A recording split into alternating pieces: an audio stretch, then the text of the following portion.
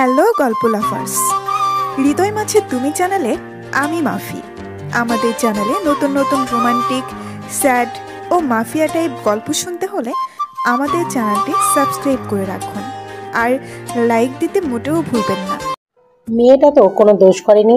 মেয়েটাকে বছরে একটা দিন বাড়িতে ডেকে দুটো ভালো মন্দ খাওয়ালে তো তোমার জাত যাবে না বউ। পাশের বাড়ির দুঃসম্পর্কের বৃদ্ধা খালা শাশুড়ির কথাগুলো কর্ণকুহরে পৌঁছাতেই হাত থেমে যায় জাহিদার। এক পালক খাড়া শাশুড়ির মুখের দিকে তাকিয়ে পুনরায় চপিং বোর্ডে পেঁয়াজ কুচি করতে থাকে। পোলাওটা হয়ে এসেছে, এখন বেরেস্তা ছড়িয়ে দিয়ে নামিয়ে ফেলবে। মৃধা ম্যানশনে আজ বিরাট আয়োজন। এই বাড়ির কর্ত্রী জাহিদা আনামের বাপের বাড়ি থেকে হুট করে মেহমান এসেছে। তাদের জন্য ভালো মন্দ খাবার দাবারের ব্যবস্থা করেছে। সকাল থেকে রান্নাঘরে ভীষণ ব্যস্ত কদমতলা হাই স্কুলের বাংলা শিক্ষিকা জাহিদা আনাম। আজ বারেও শনিবার আর ছুটির দিন। জাহিদার প্রতিবেশী মুরব্বী আবারও বলে ওঠে, যা করার ওর মা করেছে তোমার লাগে। দোলা তো কিছু করে নাই। মায়াটা কত ভালো, কত নরম, সহজ সরল। না বাপের রক্ত পাইছে না মায়ের। ওর সাথে তুমি সবসময় এমন করো কেন? শুনছি হোস্টেলে পড়ে থাকে। সৎ মায়ের যন্ত্রণায় বাড়ি গিয়েও থাকতে পারে না ঠিকঠাক। ওর আপন বলতে আর কে আছে? জামানও বেঁচে নেই। তুমি একমাত্র মামি, একটু আদর করলে কি হয়? জাহিদা উত্তেজিত হয় না, শুধু হাতের গদি থামিয়ে দিয়ে বলে, কি বলেন তো খালা? কালসাপের পেট থেকে সবসময় কালসাপই বের হয়। কখনো দেখেছেন কালসাপের পেট থেকে বিড়ালছানা বের হতে? আমি এটা বিশ্বাস করি। আর কি যেন বললেন, আদর করি না কেন? ওর মায়ের বিয়ের পর থেকে আমার জীবনটা নরক বানিয়ে রেখেছিল। মেলা ননদ ছিল না আমার। ওর মা আমার জন্য ছিল জম। প্রতিটা দিন কি অমানসিক নির্যাতন চালিয়েছিল আমার ওপর, আমার ননদ শাশুড়ি মিলে। জারিফ জাইনের বাবা পড়ে থাকতো বিদেশে, আর এখানে ননদ শাশুড়ির অত্যাচারে এক একটা দিন কত কষ্টে কাটিয়েছে। যাই হোক, তিনজন মানুষের কেউই এখন জীবিত নেই। তাদের সম্পর্কে ভালো খারাপ বলার ইচ্ছে নেই। শুধু ওই মেয়েকে আমি সহ্য করতে পারি না, এটাই সত্যি। ওকে দেখলে ওর মায়ের কথা মনে পড়ে যায় আমার। যে সুযোগ পেলেই আমার চুলের মুঠি ধরতো, জারিফের বাবাকে দিয়ে আমায় মার খাওয়াতো। ওই মেয়েটাকে দেখতে পারি না আমি। ও একেবারে ওর মায়ের মতো দেখতে, যা আমাকে আরো রাগিয়ে দেয়। জারিফ থমকে দাঁড়ায়। মায়ের কথাগুলো তার ঘর থেকেই শোনা যাচ্ছিল, তবুও সে এইখানে এসেছিল শুনতে। মায়ের চেঁচামেচির কেন্দ্রবিন্দু দোলাই কিনা তার ধারণা ঠিক। দোলার নাম ছাড়া অন্য কারো নাম উঠলে মা এতটা রিয়েক্ট করেন না। সে চুপচাপ খাবার টেবিলের উপর থেকে গ্লাস নিয়ে ওয়াটার ফিল্টার থেকে পানি ঢেলে নেয়। বাড়ি ভর্তি মেহমান, সবাই জারিফের নানা বাড়ি থেকে। দাদা বাড়ির কাউকে তার মা কখনো বাড়িতে ডাকেন না। বলতে গেলে জারিফের বাবা জামান মৃধার মৃত্যুর পরে সম্পর্কই চুকে বুকে গিয়েছে সবার সাথে তাদের। পানি খেয়ে জারিফ মাথা ঘুরিয়ে এক পলক তার মায়ের মুখের দিকে তাকায়। জাহিদা তখনও বক বক করে যাচ্ছে। পাশের বাড়ির জীবনাচ্ছন্না দাদিকে শুনিয়ে যাচ্ছে। দোলার প্রতি তার বিতৃষ্ণা ঠিক কতখানি। জারিফ একটা গভীর নিঃশ্বাস ফেলে মায়ের থেকে চোখ সরিয়ে নেয়। দোলাকে এ বাড়িতে একবেলা ভালোবেসে দাওয়াত করে খাওয়াতেই মায়ের কত আপত্তি। যখন জারিফ গিয়ে কোনো একদিন মাকে বলবে, মা আমি দোলাকে বিয়ে করতে চাই, তখন কি করবে জাহিদা আনাম? সেদিনে তো বেশি দেরি নেই, শুধু জারিফের চাকরিটা পাওয়ার অপেক্ষায়। শেখ ফজেলা তুন্নেসা ছাত্রীনিবাসের 3 তলার 304 নম্বর ঘরটা দোলার কাছে একটা ছোটখাটো সুখের রাজ্য। হতে পারে এই হোস্টেলের টাঙ্কিতে সবসময় পানি থাকে না, হতে পারে এই হোস্টেলে মিলের শাক ভাজিতে পোকা পাওয়া যায়, হতে পারে সপ্তাহের একদিন মাংস কপালে জোটে, তাও পোল্ট্রি মুরগির, যাতে কখনো কখনো মুরগি খুঁজে পায় দোলা। কিন্তু এখানে এই নিরিবিলিতে সেই শান্তিটুকু পাওয়া যায় যা বাবার বাড়িতে দোলা পায় না। এই যে এখন পিরিয়ডের পেট ব্যথা নিয়ে চিত হয়ে হাত পা ছড়িয়ে দোলা শুয়ে আছে। কেউ এসে এখন দোলাকে শুনিয়ে শুনিয়ে বলবে না, সারাদিন শুয়ে থাকে সবাই, সব কাজ আমাকে একাই করতে হয়। সৎ পায়ের মার খেলেও দোলার এতটা কষ্ট হতো না, কিন্তু ভদ্র মহিলা হাতে না মেরে দোলাকে মুখে মারে। কথার বাণী দোলার কষ্ট হয় বেশি। পিক পিক যান্ত্রিক আওয়াজ তুলে ফোনটা কাঁপছে বিছানার ওপর। দোলা টিউশনি করাতে গিয়েছিল সকালে। তখনই ভাইব্রেশন মুডে ফেলে রেখেছিল ফোনটাকে। নিরিবিলি কামরায় হঠাৎ এই যান্ত্রিক আওয়াজটা দোলাকে চমকে দেয়। মনে করিয়ে দেয় জারিফের বলা ওই গল্পটা। একটা ছাত্রী নিবাসে একটা কামরায় দুজন বান্ধবী থাকতো। একবার ঈদের ছুটিতে যখন সবাই হোস্টেল ছেড়ে যার যার বাড়ি চলে গিয়েছিল, তখন থেকে গিয়েছিল ওই বান্ধবী দুজন। গভীর রাতে যখন দুজনের মধ্যে একজন হোস্টেলের ওয়াশরুমে যায়, তখন দেখতে পায় উপর থেকে দুটো লম্বা লম্বা টকটকে লাল রঙের পা ধীরে ধীরে নিচে নামছে। মেয়েটা আতঙ্কে একটা বিকট চিৎকার দিয়ে ছুটে যায় তার বান্ধবীর কাছে। মেয়েটার সেই বান্ধবী তাকে আগলে নিয়ে বলে, কি হয়েছে দোস্ত, এমন করছিস কেন? তখন মেয়েটা কাঁদতে কাঁদতে সেই লাল রঙের পা দুটোর কথা তার বান্ধবীকে জানায়। সবটা শুনে তার বান্ধবী হেসে নিজের পাজামা পায়ের কাছ থেকে কিছুটা উপরে তুলে মেয়েটিকে বলে, দোস্ত দেখ তো, পা দুটো এমন টকটকে ছিল কিনা। যতবার এই গল্পটার কথা দোলার মনে পড়ে, ততবার তার অন্তরাত্মা কেঁপে ওঠে। যদিও দোলা সবসময় আয়াতুল কুরসি পাঠ করে। ফোনটা লাগামহীন বেজে চলেছে। দোলা জানে এই সময় কে ফোন দিতে পারে। হাত বাড়িয়ে ফোনটা তুলে নিয়ে তার অনুমান সঠিক হয়েছে দেখে দোলা মুচকি হাসে। বিলম্ব না করে এই দ্রুত স্ক্রিনে আঙ্গুল চালিয়ে কলটা রিসিভ করে চুপ করে থাকে। উপাস থেকে কাঙ্ক্ষিত প্রিয় কণ্ঠস্বরে প্রিয় ডাকটা শুনতে পায়। দুলু। দোলা দু চোখ বন্ধ করে বুক ভরে শ্বাস নেয়। এই ডাকটা যতবার সে ওই মানুষটার থেকে শোনে, আরো একবার শোনার তৃষ্ণা পায় তার। চুপ করে আছিস কেন? শুনছি, বলো। আর তুই তুকারি করবে না। জারিফ নিশ্চুপ হেসে বলে, দুপুরে একবার বেরোতে পারবে? এই আধা ঘন্টা পরে। আধা ঘন্টা পরেই? হুম। খুব কি প্রয়োজন? অপ্রয়োজন বলতে চাইছিস? সরি, চাইছ? নীরব দোলা।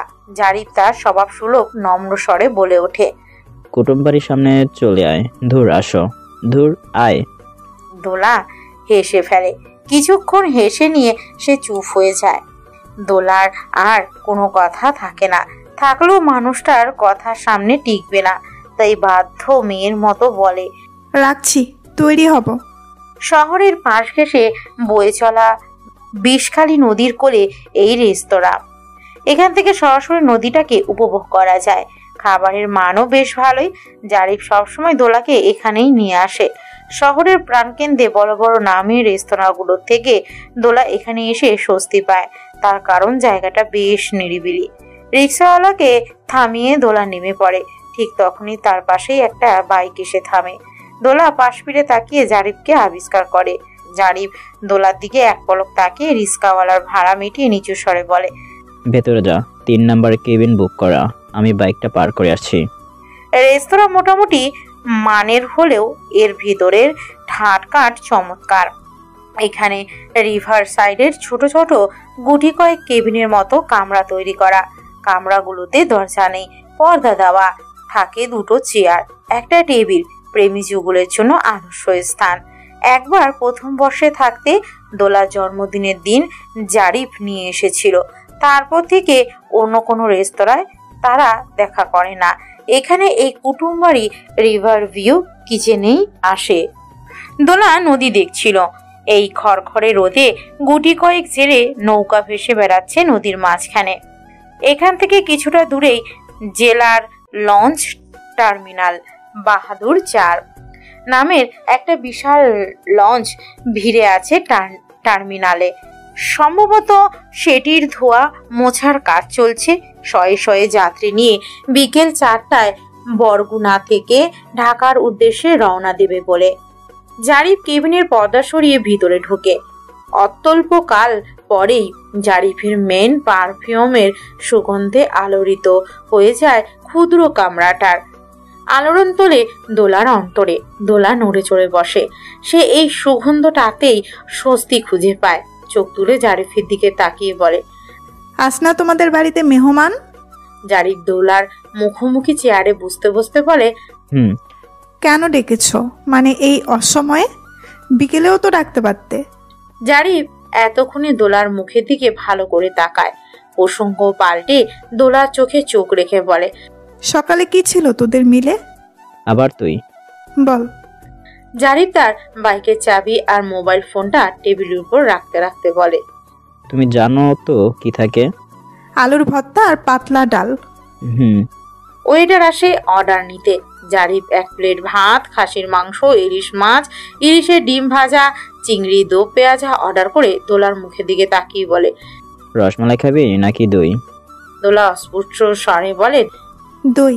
ওয়েটার অর্ডার নিয়ে চলে যায়। জারিফ দোলার দিকে তাকিয়ে বলে ওঠে, তোর সেমিস্টার ফাইনাল কবে? সম্ভবত সামনের মাসের 14 তারিখ। পড়ছিস তো ঠিক মতো নাকি সারাদিন টিউশনি করিয়ে বেড়াস? দোলা চুপ। জারিফ বলতে থাকে, তোরা তো ইগো কেন? তুই তুকারি বন্ধ করো, তবে জবাব দেব। করবো না। তাহলে দেবও না। ওয়েটার এসে খাবার পরিবেশন করে দিয়ে যায় টেবিলে। জারিফ বলে, নে খা। তুমি খাবে না? না, বাড়িতে গিয়ে খাবো। তাহলে এলে কেন এখন? কারণ তুই খাবি তাই এখন খা। রোজ রোজ এইসব কি? তোকে সামনে বসিয়ে খেতে দেখতে ভালো লাগে।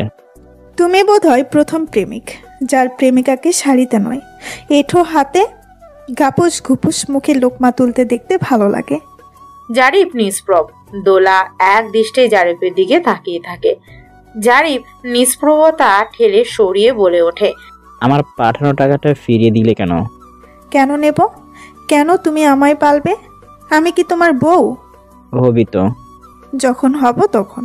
আর এত টাকা কই পাও? নিজেই তো মামির কাছ থেকে নাও। ওটা আমার টাকা, আমার কামাই করা টাকা। দোলা কিছু না বলে খাওয়া শুরু করে। জারিফ দেখতে থাকে দোলাকে। দোলা এক পকলো জারিফের দিকে তাকিয়ে বলে ওঠে, তুমি খুব বাজে প্রেমিক। কিন্তু খুব ভালো স্বামী হব। সাথে সাথে জবাব দেয় জারিফ। দোলা খাওয়া থামিয়ে মানুষটার দিকে তাকায়। কতটা আত্মবিশ্বাসের সাথে জারিফ বলেছে কথাটা। দোলার মন ও মস্তিষ্কে ছেয়ে যায় সুখানুভূতি, কিন্তু কিছু সময়ের জন্য। চোখ নামিয়ে আবারও খাওয়ায় মন দেয়। গান শুনবি দুলু? দোলা কিছু বলার আগে জারিফ নদীর পানিতে দৃষ্টি স্থির রেখেই গাইতে শুরু করে। আর কটা দিন তারপরে বেলা মুক্তি। কসবারই নীল দেয়ালের ঘর, সাদা কালো এই জঞ্জালে ভরা মিথ্যে কথার শহরে তোমার আমার লাল নীল সংসার। 4টা লাইনকে জারিফ দোলার সুশ্রী গোলগাল মায়া ভরা মুখটার দিকে তাকায়। ওই চাহনি সরাসরি আঘাত হানে দোলার বক্ষপটে। দোলা খাওয়া বাদ দিয়ে তার দিকেই তাকিয়ে আছে। জারিফ বলে, আরে খাচ্ছিস না কেন? খা। আমরা বিয়েটা কবে করছি জারিফ? সরাসরি এই প্রশ্নটিতে জারিফ কিছুটা হকচকায়। এমনিতেই দোলা কখনো সরাসরি বিয়ের কথা তোলে না। আজই প্রথম এমন হলো। কণ্ঠে ছিল অধীরতা। জারিফের থেকে দোলা কোনো উত্তর না পেয়ে হাত ধুয়ে ফেলে। তার খাওয়া হয়ে গিয়েছে। জারিফ নিষ্প্রভ বসেই ছিল। দোলাকে হাত ধরতে দেখে সে টিস্যু বক্স থেকে টিস্যু বের করে দোলার দিকে এগিয়ে দিয়ে বরাবরের মতো বলে, পেট ভরে গেছে? বরাবরের মতো দোলারও চোখ ভিজে উঠতে চায় এবং সে বরাবরের মতো তা পাত্তা না দিয়ে উপর নিচ মাথা ঝাঁকায়। মুখে বলে, চলো ওঠো, 2:30 বেজে গেছে। তুমি বাড়িতে যাবে, খাবে। ওয়েটার এসে বিল নিয়ে যায়। জারিফ চুপচাপ উঠে দাঁড়ায়। দোলা নিজের ব্যাগ কাঁধে তুলে নেয়। রেস্তোরাঁর বাইরে এসে জারিফের বাইকের কাছে এসে দাঁড়ায় দোলা। জারিফ বাইকে উঠে আশেপাশে তাকিয়ে উঁচু গলায় ডেকে একটা রিক্সা দাঁড় করায়। দোলাকে ইশারা করে রিক্সাতে উঠতে। দোলা রিক্সায় উঠে বসতেই জারিফ রিক্সাওয়ালাকে বলে, সার্কিট হাউস মাঠে নিয়ে যান। দোলা জারিফের দিকে প্রশ্নবোধক দৃষ্টিতে তাকায়। জারিফ উত্তর দেয় না। রিক্সা চলতে শুরু করলে বাইক নিয়ে রিক্সার পিছু পিছু যেতে থাকে। বরগুনা সদরের সার্কিট হাউস মাঠটা দুপুর সময়টাতে বরাবর শান্ত, নিরিবিলি এবং নিস্তব্ধ একটা স্থান। শুধুমাত্র বিকেল এবং সকালের সময়টা ভিন্ন রূপ থাকে। বিকেল সময়টায় লোক সমাগম বাড়ে। ফুচকার ভ্যান আসে তরুণ তরুণীরা, আসে মধ্যবয়সী অভিভাবকের দল তাদের বাচ্চাদের নিয়ে বৈকালিক ভ্রমণে। সকালেও সরকারি কর্মকর্তারা জগিং করতে আসে এই স্থানে। এখন সময় 3:27। আশেপাশে সকালে কাকপক্ষীও দেখা যাচ্ছে না। শুধু মহিলা কলেজ থেকে সদর হাসপাতালে বরাবর রাস্তাটাতে 2-1টা পায়ে চলিত রিক্সা দেখা যাচ্ছে। আকাশটাও কেমন গুমোট হয়ে যাচ্ছে। তবে মেঘের দল এত তাড়াতাড়ি যে এই মফস্বলে ঝাঁপিয়ে পড়বে না তা নিশ্চিত। জারিফের ফোনের ওয়েদার ট্র্যাকার তাই বলছে। সে একটা বেঞ্চিতে বসে আছে চুপচাপ নির্বিকার চিত্তে। তার ডান পাশে বসেছে দোলা, মাঝখানে এক হাত দূরত্ব, সেখানে রাখা দোলার ব্যাগ আর একটা বই। জারিফের বাম পাশে একটা শপিং ব্যাগ। তুমিও রেস্তোরাঁয় খেয়ে নিলেই পারতে। আসলে খিদে নেই, ব্রেকফাস্ট করিয়েছি 12:30টার সময়, তাই ভাবলাম যখন খিদে পাবে তখনই বাড়িতে যাব। খাওয়া দাওয়া নিয়ে বড্ড অনিয়ম করো তুমি। হ্যাঁ, অনিয়ম করি আমি। আর গ্যাস্ট্রিকের ওষুধ মাসভর খাস তুই? দোলা মুখ শুকনো করে বসে আছে। জারিফ তার বাম পাশ থেকে একটা প্যাকেট উঠিয়ে দোলার ব্যাগের উপর রাখে। কি এটা? ঔষধ। আবার? আমার প্রেসক্রিপশন কই পেলে তুমি? সেটা বড় কথা না, বড় কথা হচ্ছে এখানে 1 মাসের ওষুধ আছে, শেষ হলে আমাকে বলবি। দোলা চুপ করে থাকে। মানুষটাকে নিষেধ করেও লাভ নেই, সে এসব করবেই। সে নিচু স্বরে বলে, তুমি প্লিজ তুই তুকারি করাটা বন্ধ করবে? কি সমস্যা বললে? তোর মান কমবে? তুই বলতেই বেশি ভালো লাগে। দোলা মাথা ঘুরিয়ে নেয়। জারিফ খানিক বাদে বলে ওঠে, বিয়ের কথা তুলছে বাড়ি থেকে তোমার। দোলা তাকায় না জারিফের দিকে, শুধু মুখে বলে হুম।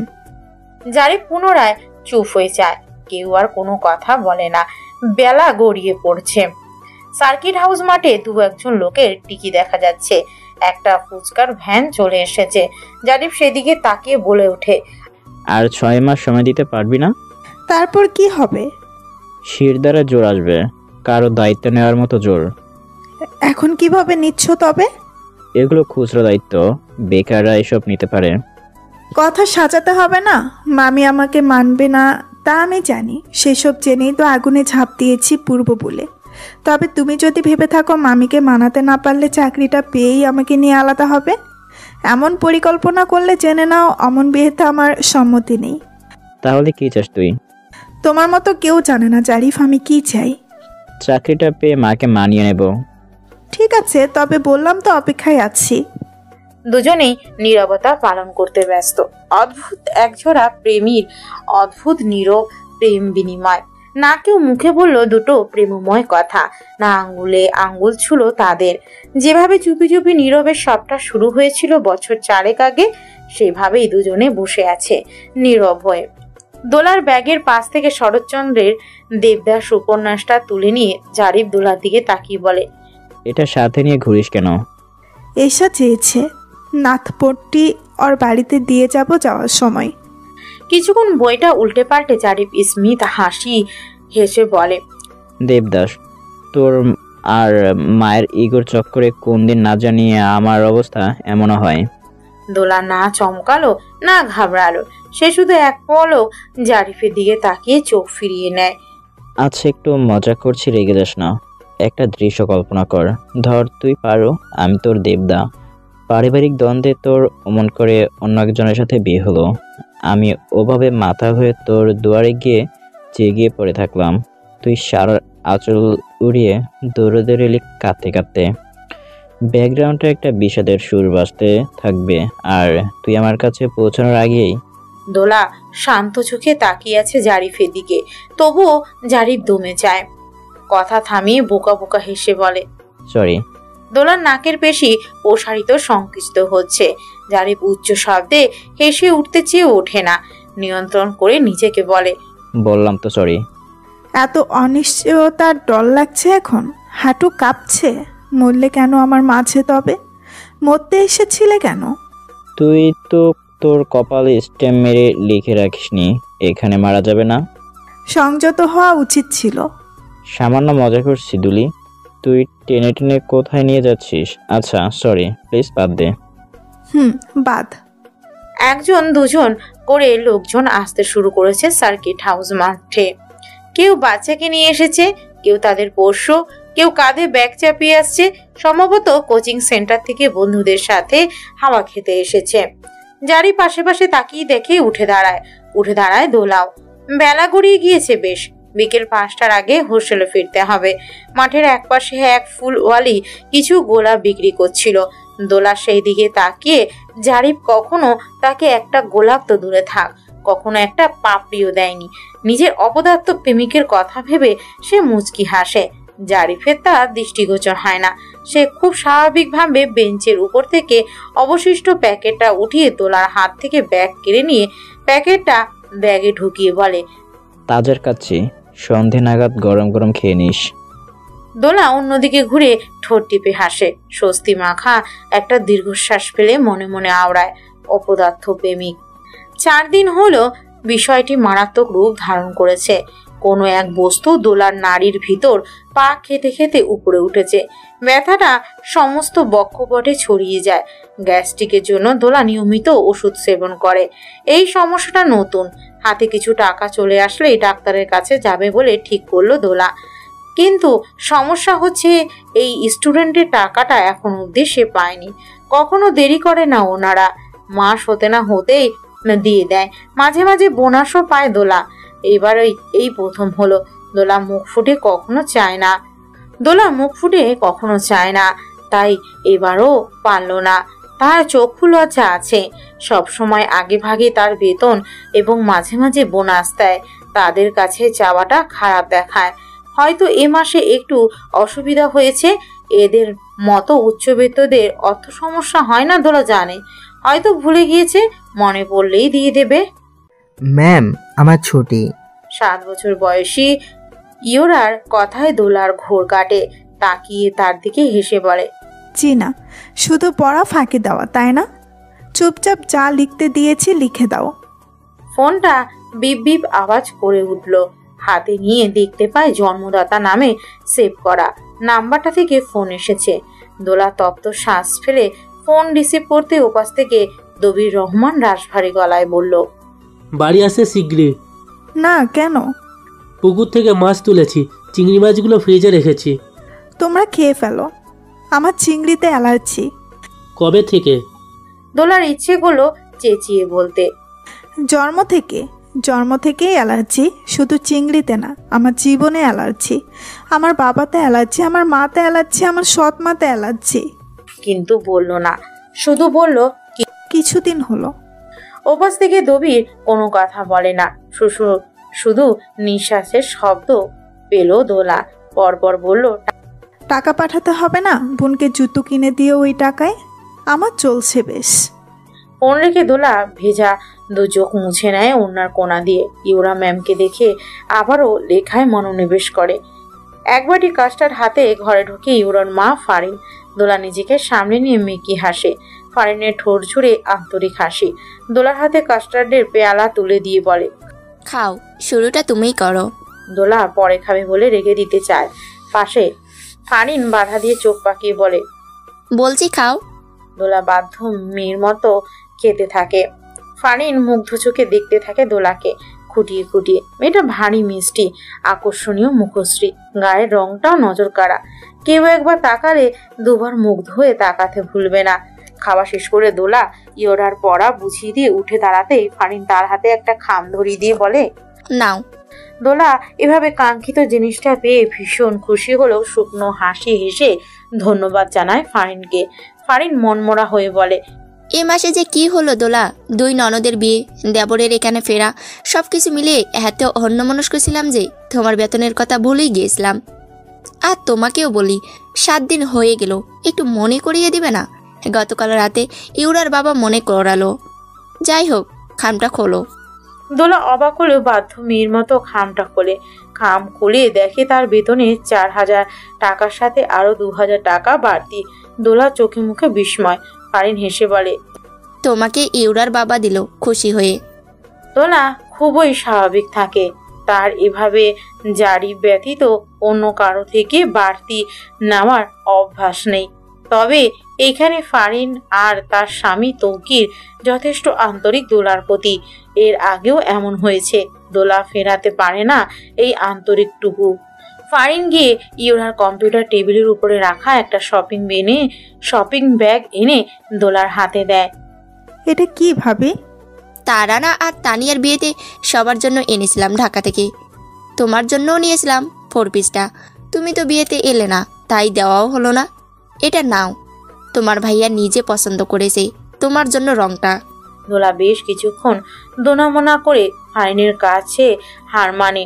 নিতে হয় উপহারটাকেও। ফারিনের স্বামী শেখ তৌকির আহমেদ বরগুনা উপজেলার নবনির্বাচিত চেয়ারম্যান।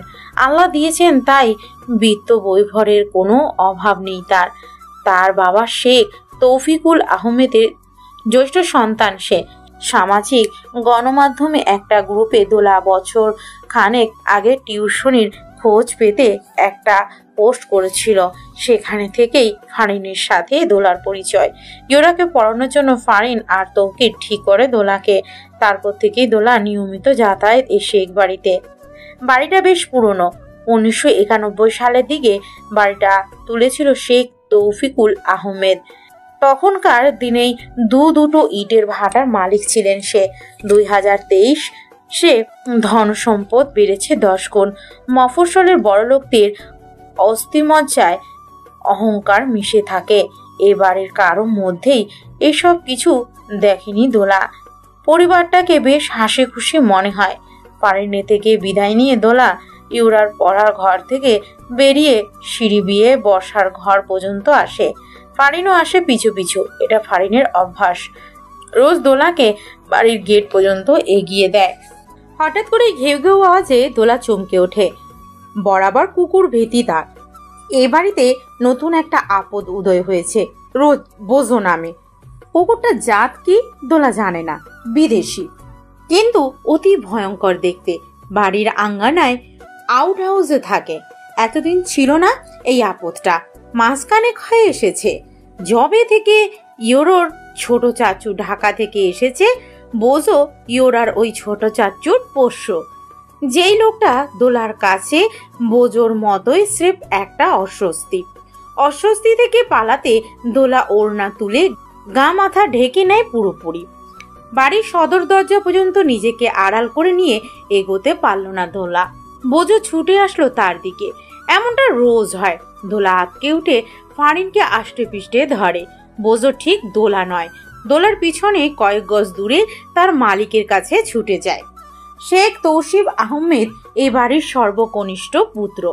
গম্ভীর কণ্ঠে বোঝোকে বাড়ির বাইরে চলে যাওয়ার নির্দেশ দিতেই বোঝো বাধ্যতা দেখিয়ে ছুটে বেরিয়ে যায়। দোলা স্বস্তির নিঃশ্বাস নিলেও অত্যল্প কাল যেতেই তার চেহারার কানায় কানায় ছেয়ে যায় অস্বস্তি। আড়ষ্ট হয়ে দাঁড়িয়ে আছে ফারিনের পিছনে। তৌসিফ দোলার পা থেকে মাথা পর্যন্ত নজর বুলিয়ে চোখ সরিয়ে নেয়। গম্ভীর স্বরে ফারিনকে বলে, ভাবি, আমার গ্রে জ্যাকেটটা কোথায়? ওয়ারড্রোবে রেখেছি, পেয়ে যাবে। তুমি দিয়ে যাও। দোলা আর দাঁড়ালো না। বোঝো যখন চলে গিয়েছে সেও দেরি না করে ফারিনকে আস্তে করে আসি বলে বেরিয়ে যায়। তার পায়ের গতি দেখেই বোঝা যাচ্ছে এখান থেকে পালিয়ে যাওয়ার তার বড্ড তাড়া। শেখ বাড়ি থেকে দোলার প্রস্থান ঘটলে ফারিন নিজের দেবরের দিকে তাকিয়ে দেখতে পায় তৌসিফ ফিচেল হাসলো। হঠাৎ করে সে হাসি মিলিয়েও গেল। কণ্ঠস্বরে গাম্ভীর্য বজায় রেখে ভাবিকে প্রশ্ন করলো, উপরটা নিল? নিল। তৌসিফ চুপ। ফারিন বলে, ধৈর্য ধরো, আমার শ্বশুর তামিলনাড়ু থেকে চিকিৎসা নিয়ে ফিরলেই প্রস্তাব পাঠাবো। যেভাবে ড্যাব করে তাকিয়ে থাকো, মেয়েটা কেমন ঘাবড়ে যায়। কোন দিন না জানি বলে ওঠে ইউরাকে পড়াবো না আর। আমি কখন ড্যাব করে তাকিয়ে আছি? যেটুকুই তাকাও, তোমাকে দেখলেই হাসি খুশি মেয়েটা কেমন গুটিয়ে যায়। মেয়েরা পুরুষের দৃষ্টি খুব ভালো করে বোঝে। তৌসিফ কথা না বাড়ায়, না ভাবিকে এই ব্যাপারে আর এক শব্দ বলার আস্কারা দেয়। ডান হাতটা ট্রাউজারের পকেটে ঢুকিয়ে বলিষ্ঠ শরীর হেলিয়ে দুলিয়ে সদর দরজার দিকে যেতে যেতে বলে, ব্যাকওয়ার্ডে যাচ্ছি, মিতুকে দিয়ে গ্রিন টি পাঠিয়ে দাও। আর প্লিজ চাপকলের পানি দিও না। পরীক্ষার 1.5 মাসও সম্ভবত বাকি নেই, অথচ দোলার কাছে এই সেমিস্টারের সব বই নতুন, একেবারে ঝাঁ চকচকে। হাতে নিয়ে একটাবার দেখেওনি। সিজিপিএ ডাউন হলে ফুপু ফুপারা ঢোল বাজাতে বাজাতে চলে আসবে তাদের বাড়ির নতুন সম্বন্ধ নিয়ে। পাত্র ইতালি প্রবাসী অথবা সদরে বড় কসমেটিক্সের দোকান আছে, তাদের সাথে তাল মিলিয়ে নৃত্য করবে মাকসুদা, দবির রহমানের আদরের ছোট বউ। দোলাকে শুনিয়ে শুনিয়ে বলবে, লেখাপড়া করে কত দূর যেতে পারবে? পাতিলের কালি কপালে না লাগিয়ে পারবে? বাপের অবাধ্য হওয়া সে মেয়ের কোনোদিন সুখ আসছে না কপালে। দোলার বাবাও মিনমুন করে বলবে, দেওয়ার জন্য বাড়িতে প্রস্তাব আসছে, দিয়ার মা চাচ্ছে বিয়েটা দিতে, তুমিও বিয়েতে অমত করো না। ছেলে ভালো, বিয়েটা করে নাও। আমার বয়স বাড়ছে, তোমাদের একটা গতি করে যেতে চাই। আরও অনেক অনেক ইমোশনাল ব্ল্যাকমেল করা হবে দোলাকে। একদিকে বাড়ি থেকে ঘ্যানঘ্যানানি প্যানপ্যানানি, অন্যদিকে জারিফের মায়ের দোলার প্রতি বিতৃষ্ণা। সব কিছুর মধ্যে পড়ে চিড়ে চ্যাপ্টা হতে হবে দোলাকে। আচ্ছা, দোলা যদি জারিফের সাথে পালিয়ে যায় তাহলে কেমন হয়? লেকের স্বচ্ছ পানিতে নিজের দোদুল্যমান প্রতিবিম্বের দিকে তাকিয়ে মনে মনে প্রশ্নটি করে সে। তাহলে কেমন হবে? পর মুহূর্তে তার হাসি পায়। আচ্ছা, সে না হয় পালালো, কিংবা জারিফ তাকে নিয়ে আলাদা হলো, তারা দুজন সুখী হলো। আর ওই মানুষটা যে জারিফকে 10 মাস পেটে ধরেছিল, সে তাকে কাঁদিয়ে দোলা আর জারিফ পাবে সুখ? তাকে খুশি করতে হলেও যে দোলাকে কাটতে হবে। মোদ্দা কথা, একজনকে কাটতে হবেই। সেই একজন কে হবে? দোলার সাহস হয় না সেই একজন হতে। বড্ড মায়ায় পড়ে গিয়েছে ওই অপদার্থ বেকার নরবরের শিরদাঁড়ার ভীতু ভীতু মানুষটার। তার কিনে দেওয়া ওষুধপত্র, তার কিনে দেওয়া কাচ্চি, তার দুলি ডাক্তার, সব কিছু মায়া পড়ে গিয়েছে দোলা। একটা দীর্ঘশ্বাস ছেড়ে পুনরায় নিজের প্রতিবিম্বের দিকে তাকিয়ে মনে মনে আওড়ায়, কেন লাই দিলি? এড়িয়ে গেলি না কেন? বুঝ হবার পর থেকে জড়ো হওয়া অনুভূতিদের কেন বেহাইয়ার মতো সামনে আনলি? অরটাও কেন বুঝে নিয়ে মন বাগানে গোলাপ ফুটালি? এখন কি হবে দোলা? যতটা সাধারণ বলে তুই ভেবেছিলি সমস্যাটা, এখন কেমন ঠেকছে? দোলা পুনরায় ফোর্স শব্দ করে নিঃশ্বাস নিয়ে নেয়। ক্লান্ত ভঙ্গিতে বরগুনা নাথপট্টি লেক পার হয়ে হেঁটে যাচ্ছে ফার্মেসি পট্টি। স্যানিটারি প্যাড ফুরিয়ে গিয়েছে, নিতে হবে। হাতের মুঠিতে তার বেতনের টাকা, সাথে বোনাসও। হাঁটতে হাঁটতে সে গার্মেন্টস পট্টিতে এসে থেমে যায়। একবার হাতের টাকাগুলোর দিকে তাকিয়ে আশেপাশে তাকায়। বাড়তি 2000 টাকা দিয়ে তার খুব ইচ্ছে করলো জারিফের জন্য একটা শার্ট নিতে। সব সময় দোলাকে দেয়, দোলা খুব কমই দেয়, বলতে গেলে দেয়ই না। জারিফকে শুধু শুধু অযোগ্য প্রেমিক বলে দোলা সে নিজে কি না কখনো উপহার দিয়েছে, না দিয়েছে একটা শুকনো চুমু, যা সব প্রেমিকারই কালে ভাদ্রে দিয়ে থাকে প্রেমিককে। ভাবতে ভাবতে হেসে ফেলে সে। একটা পরিচিত দোকানে ঢুকেই দোকানদারকে মিডিয়াম সাইজের কটনের শার্ট দেখাতে বলে দোলা। বেশ সময় নিয়ে একটা পছন্দও করে ফেলে, গাঢ় নীল রঙের শার্টটা। জারিফ এক কথায় সুদর্শন, সুদেহী একজন যুবক। না, যুবক নয়, পুরুষ। 26 পেরিয়ে 27-এ পড়তে চলেছে বয়স। সে তো পুরুষই। দোলা কল্পনা করে দেখলো তাকে ভীষণ মানিয়েছে শার্টটাতে। তার ঠোঁটের কোণে হাসি ফুটে ওঠে জারিফ গায়ে এই শার্টটা কল্পনা করে। দোলাপু। বাচ্চা বাচ্চা পুরুষালী কণ্ঠস্বর শুনে দোলা চকিতে ঘুরে তাকায়। জাহিন তার পিছনে দাঁড়িয়েছিল। জারিফের ছোট ভাই, অবিকল জারিফের মতোই দেখতে, তবে তার এখনো গোপ ওঠেনি। উঠবো উঠবো করছে। সে ছাত্র, এবার ক্লাস 7-এর, পড়ছে বরগুনা জেলা স্কুলে। দোলা খুশি হয়ে এগিয়ে যায়, জাহিনকে জড়িয়ে ধরে উচ্ছ্বাসিত হয়ে বলে।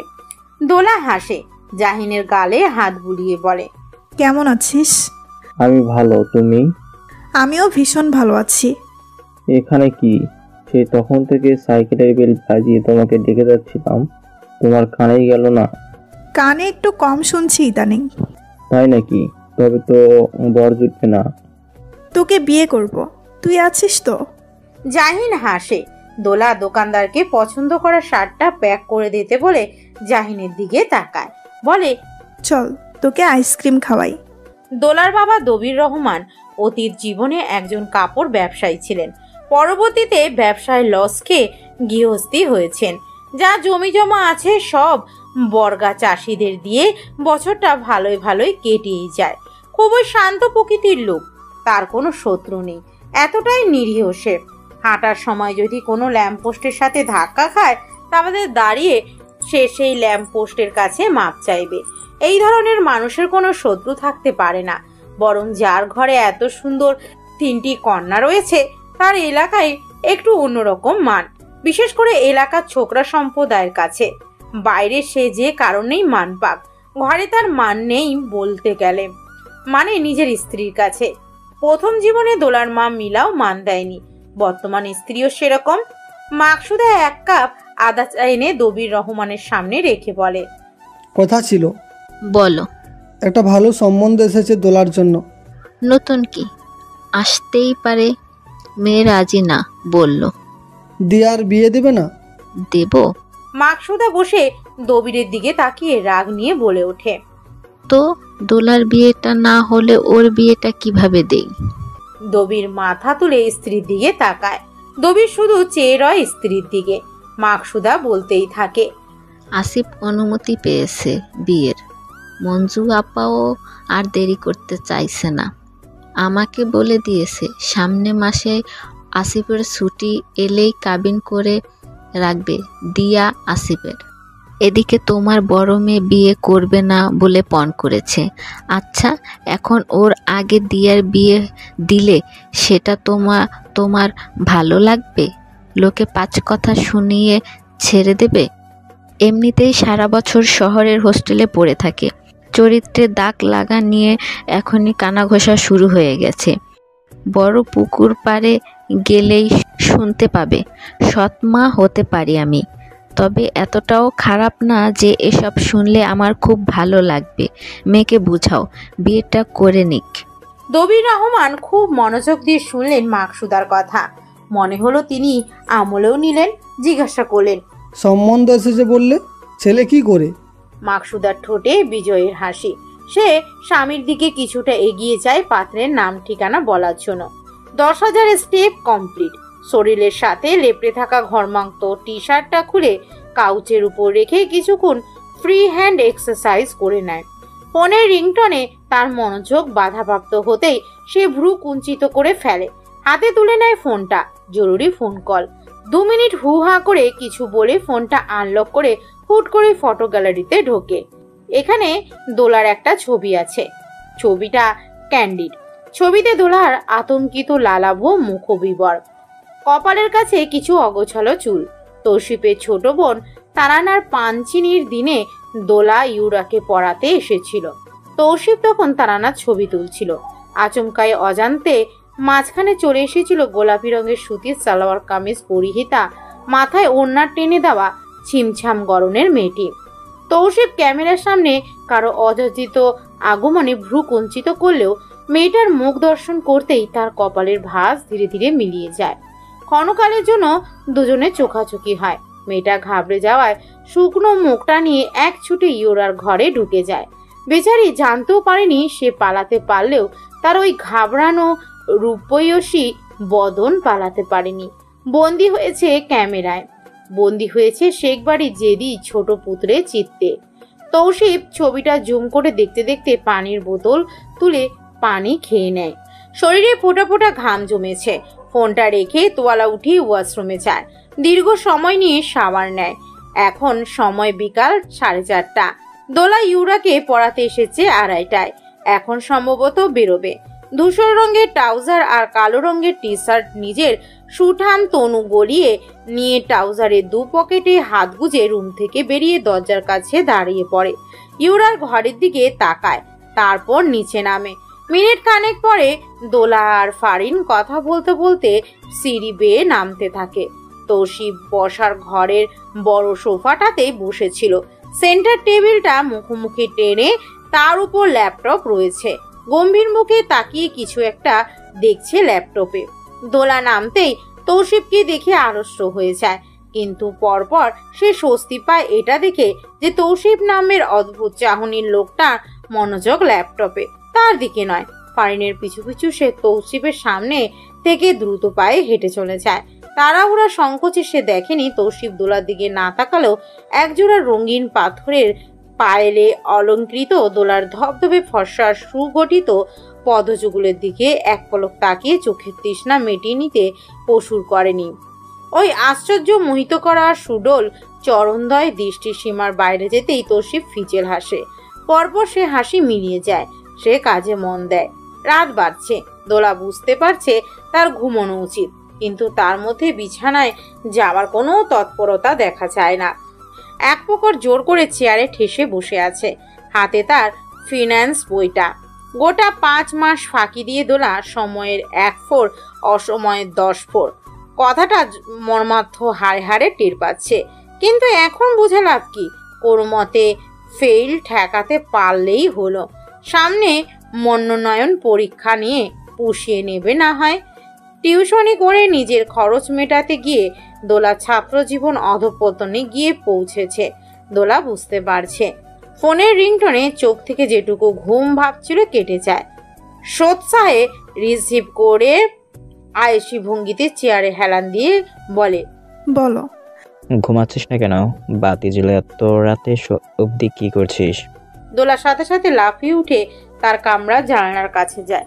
ব্যস্ত হাতে জানালার পর্দা সরিয়ে উকি মারে পশ্চিমের ল্যাম্পপোস্টে। ফাজিলাতুসেনা ছাত্রী নিবাসের পেছনের গলির রাস্তায় পশ্চিম পাশের মোর্চে ধরা ল্যাম্পপোস্টের টিমটিমে আলোর নিচে দাঁড় করানো নীল রঙের বাইকটাতে হেলান দিয়ে দাঁড়িয়ে ফজিলাতুন্নেসা হোস্টেলের 3 তলা 304 নম্বর কক্ষের জানালার দিকে তাকিয়ে থাকা জারিফকে দেখে চোখ জুড়িয়ে নেয় দোলা। ভান করে আপত্তি তুলে বলে ওঠে, রাত কত গভীর, যাচ্ছ না কেন? এলে কেন? এমন ভাবে বললো যেন দোলা অতিষ্ঠ হয়ে গিয়েছে জারিফকে দেখে।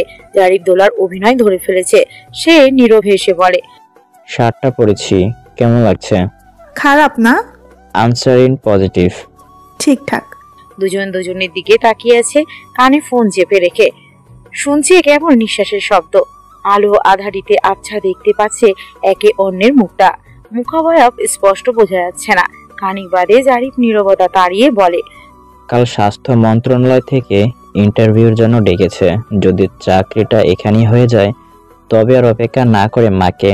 থামো, বলো না। এত পরিকল্পনার কথা ভাবতে ইচ্ছে করছে না। বর্তমানটাকে একটু উপভোগ করতে দাও। অনিশ্চিত দিনের কথা বর্তমানে টেনে এনে যন্ত্রণা দ্বিগুণ করো না। জারিফ চুপ হয়ে যায়। দোলাও চুপ। কেটে যায় আরো কিছুক্ষণ সময়। গলির সরু রাস্তা থেকে শেষ দুটো রিক্সা চলে গেল ক্রিং ক্রিং বেল বাজিয়ে। উত্তর পাশের শেফা ফার্মেসির সামনে হঠাৎ 2-3টে কুকুর ডেকে উঠতেই দোলা আর জারিফ দুজনেই চমকে ওঠে। জারিফ এদিক ওদিক খুঁজে একটা ইটের টুকরো তুলে কুকুরগুলোকে তাড়িয়ে দোলাকে বলে, ঘুমিয়ে পড়। ফোন কাটে। জানালার পর্দা টেনে জানালা লাগিয়ে দেয় দোলা। জারিফ তখনও সেখানে দাঁড়িয়ে। দোলা ঘরের বাতি নিভিয়ে দরজার সাথে সাথে বাইকে স্টার্ট হয়। আওয়াজ তুলে ছুটে যায় নীল রঙের এপাচি আরটিআর। জাহিদা আনাম ডিভানে বসে নবম শ্রেণীর অর্ধবার্ষিক পরীক্ষার বাংলা খাতা দেখছিলেন। চোখে তার সোনালি ফ্রেমের চশমা। জাহিন হাই তুলতে তুলতে মায়ের পাশে এসে বসে মায়ের গায়ে ঢলে পড়ে। জাহিদা খাতা থেকে চোখ না সরিয়ে বলে, 1:30 বাজে প্রায়, ঘুমাচ্ছ না কেন? সকালে স্কুল মিস যাবে। জাহিন জবাব না দিয়ে গুটিসুটি মেরে বসে থাকে। এতক্ষণে কম্পিউটারে গেমস খেলছিল। এখন বেশ খিদে পেয়েছে। মাকে বললেই মা বলবে ভাত খাও, কিন্তু জাহিনের এখন চাউমিন খেতে ইচ্ছে করছে। মাকে বলার সাহস হচ্ছে না। বাইরের আঙিনায় বাইক থামে। পরপর কলা পসিবল গেট খোলার আওয়াজ হয়। জারিফ বাইক উঠিয়ে গেট বন্ধ করে সদর দরজার সামনে এসে কলিং বেল চাপার আগেই দরজা খুলে যায়। জারিফ লজ্জিত ভঙ্গিতে হেসে বলে, সরি মা, সিয়ামের মা ছাড়তে চাইছিল না। বয়স 26, মায়ের বকুনি খাবার বয়স না, তাই সেই রকম চলবে। জারিফ গারগাত করে ঘাড়ের কাছে ট্রিম করা চুলে হাত বুলিয়ে বসার ঘরে পা রাখে। জাহিদা আনাম গিয়ে তার খাতা দেখতে বসে। জাহিন ভাইকে দেখে তড়াক করে লাফিয়ে উঠে বসে। কিছুক্ষণ ভাইয়ের দিকে তাকিয়ে থেকে সে বলে, নতুন শার্ট? জারিফ ইতস্তত করে বলে, আজ নিলাম। জাহিন কয়েক মুহূর্ত কিছু মনে করার চেষ্টা করে বলে, আরে কি আশ্চর্য ভাইয়া, জানিস গতকাল গার্মেন্টস পট্টিতে দোলা অবসরে দেখা হয়েছিল। সেও জেন্টস পয়েন্ট থেকে হুবহু এরকম একটা শার্ট নিয়েছে, একেবারে সেম। জাহিদা ছাত্রের খাতায় প্রাপ্ত নাম্বার লিখতে যাচ্ছিল। ছোট ছেলের কথায় তার হাত থেমে যায়। জারিফ এক প্রকার হোঁচট খেয়ে সরাসরি মায়ের দিকে তাকায়। দেখতে পায় মা তার মুখের দিকেই তাকিয়ে আছে। জাহিন বক বক করে যাচ্ছে। গতকাল দোলা আপুর সাথে দেখা হবার পরে কি কি হয়েছে সেই কথা জাহিদা আনাম আর তার বড় ছেলের কানে পৌঁছায় না। দুজনেই দুজনের দিকে তাকিয়ে, একজনের দৃষ্টিতে ধরা পড়ার আতঙ্ক, আরেকজন তাকিয়ে আছে অবাক চোখে হতবাক হয়ে। জারিফ মায়ের দৃষ্টি থেকে দৃষ্টি সরিয়ে জাহিনের দিকে তাকায়। জাহিন বলতেই থাকে, তারপর শার্টটা কিনে আপু বলল আমাকে আইসক্রিম খাওয়াবে। আমার সাইকেলে আপুকে নিয়ে অনেকক্ষণ ঘুরলাম। জারিফ নিচু গলায় বলে, তাই নাকি? বেশ। জারিফ জাহিনের কথার উত্তর না দিয়ে মায়ের দিকে আরেক পলক তাকিয়ে নিজের রুমে ঢুকে দরজা লাগিয়ে দেয়। জাহিদা আনাম নিশ্চুপ হয়ে তাকিয়ে আছে সেই বন্ধ দরজার দিকে। ওই কে যায়? ওইখান দিয়ে কে যায়? বাচ্চা সুলুক রিনরিনে কণ্ঠস্বর দোলার পায়ের গতি থামিয়ে দেয়। সে শেখ বাড়ির দোতলার পূর্ব দিকে সব থেকে কোণের ঘরের সামনে দাঁড়িয়ে পড়েছে।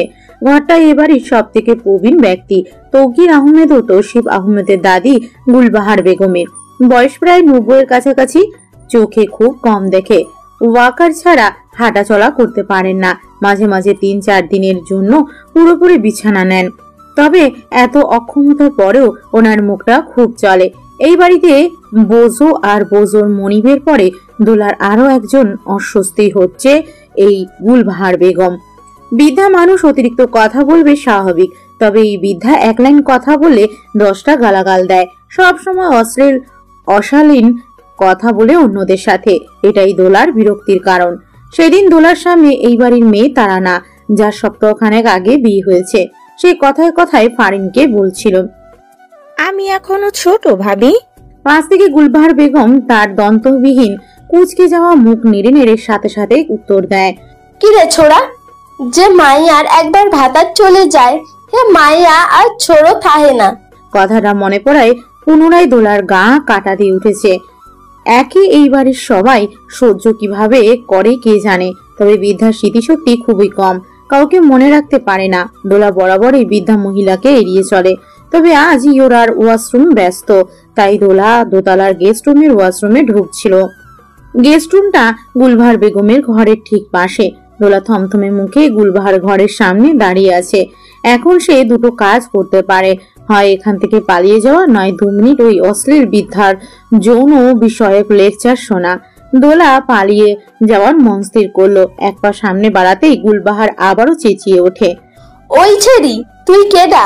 আয় এমে আয় আয় কইছি, পানি খাইয়ে যা মরে। একটা গভীর নিঃশ্বাস ফেলে দোলা গুলবাহারের ঘরে ঢোকে। গুলবাহার বিছানায় হেলান দিয়ে বসেছিল, পরনে তার সুতি কাপড়ের ম্যাক্সি ধরনের পোশাক। সে চোখ সরু করে দোলাকে দেখছে। দোলা একটা গ্লাসে পানি ঢালে। দোলা পানি খাইয়ে দিতেই গুলবাহার বলে ওঠে, তুই কার বউ? আমি ইউরার টিচার। তুই কি যার? হুড়া কেডা?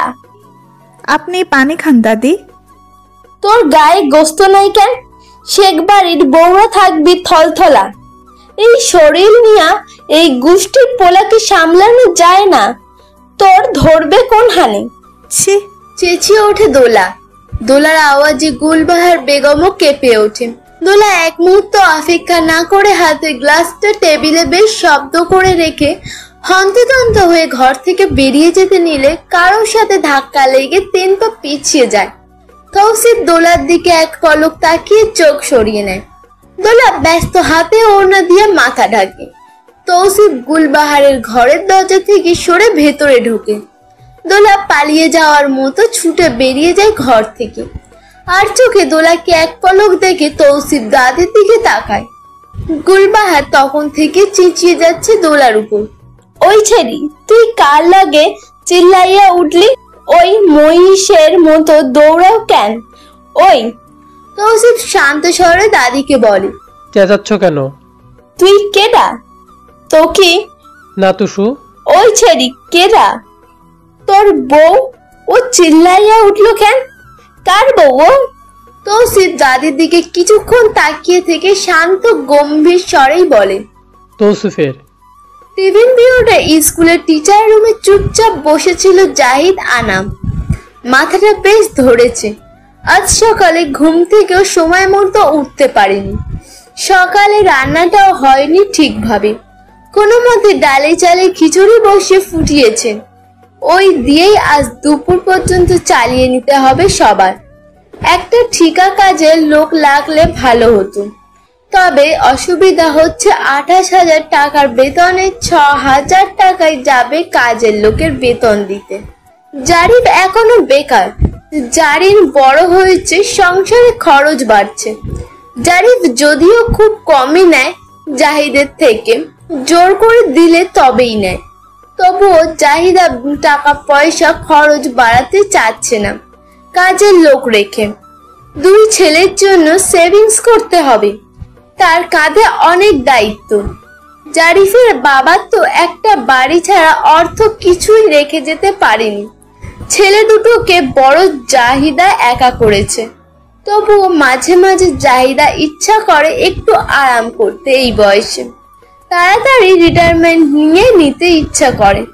নবম দশম শ্রেণীর যে 3টে ব্যাচ পড়ায় বাড়িতে, সেগুলো বাদ দিয়ে দিতে ইচ্ছা করে। শরীর আর সায় দেয় না এসবে। যুবতী বয়সী শাশুড়ি, ননদ, স্বামীর মার খেতে খেতে শরীরটা এখন অকেজো হয়ে গিয়েছে প্রায়। কখন হুশ করে প্রাণ পাখিটা উড়ে যায় তা বলা যায় না। গত 3 দিন থেকে ব্লাড প্রেশার একটু হাই হয়েছিল। তার উপর গতকাল রাতের পর মনটা কোনো কারণে বেশ বিক্ষিপ্ত হয়ে আছে জাহিদার। মনটা কিছুতেই শান্ত হচ্ছে না, অস্থির লাগছে। মনে হচ্ছে একটা অঘটন ঘটে গিয়েছে। জাহিদাকে এভাবে একা টিচার্স রুমে বসে থাকতে দেখে একজন সহ শিক্ষিকা ভেতরে ঢুকে। জাহিদা নড়ে চড়ে বসে। রিহানা ম্যাডামের দিকে তাকিয়ে হাসার চেষ্টা করে বলল, বসুন। রিহানা বসে, জাহিদার দিকে তাকিয়ে বলে, অসুস্থ দেখাচ্ছে আপনাকে। আসলে বয়স হয়ে গিয়েছে তো আপা, শরীরটা আগের মতো সায় দেয় না। কেন করেন পরিশ্রম? দুটো ছেলে আপনার, বিয়ে করিয়ে ঘরে বউ নিয়ে আসুন, সেবা যত্ন করবে। জাহিদা হাসে। রিহানা ম্যাম বলতে থাকে, জারিফের চাকরির কি খবর, হলো কিছু? ওই তো সব জায়গা থেকে ইন্টারভিউর জন্য ডাক আসছে। বেশ ভালোই একটা চাকরি পেয়ে গেলেই হয়, তারপর বিয়ে করিয়ে দেবেন ছেলেকে। দোয়া করবেন। আমার ছোট বোনের মেয়ে অরিনকে তো চিনেন, এই স্কুলের ছাত্রী ছিল, এসএসসি 2018 ব্যাচ, এখন অ্যাকাউন্টিং নিয়ে পড়ছে, 2য় বর্ষে আছে। ওকে পছন্দ করে রেখেছি জারিফের জন্য। রিহানা এদিক ওদিক তাকিয়ে নিচু গলায় বলে, জারিফের অন্যত্র রিলেশন আছে জানি, তা না জেনেই পছন্দ করে ফেললেন? জাহিদা চিন্তিত ভঙ্গিতে রিহানার দিকে তাকায়। বুঝলাম না পা। আসলে প্রায় জারিফের সাথে একটা মেয়েকে দেখি সার্কিট হাউসে, স্টাফ কোয়ার্টারের দিঘির পাড়েও দেখেছি বেশ কদিন। ভেবেছি হয়তো প্রেমিকা। মেয়েটি সুন্দর, দুজনকে ভালোই লেগেছে একসাথে। জাহিদা আনাম রিহানের দিকে দীর্ঘ সময় তাকিয়ে থেকে তার ভ্যানিটি ব্যাগ থেকে ফোনটা বের করে।